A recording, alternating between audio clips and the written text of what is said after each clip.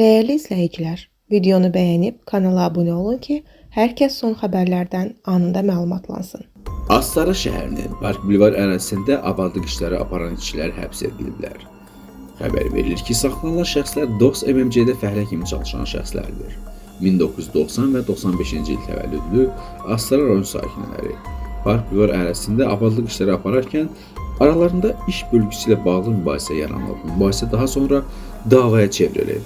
Onlar həmin ərazidə bir-birlərinə qarşı nanayıq ifadələr, vulqar sözlər işlədiblər. Hər iki şəxs barəsində ayrı-ayrılıqda İnzibati Xətalar Məcəlləsinin 510 və 535.1-ci maddələri üzrə protokol tərtib edilib və iş məhkəmədə baxılıb. Məhkəmənin qərarı ilə fəhlilərdən biri 15, digəri isə 5 sutka müddətinə inzibati qaydada həbs olunub.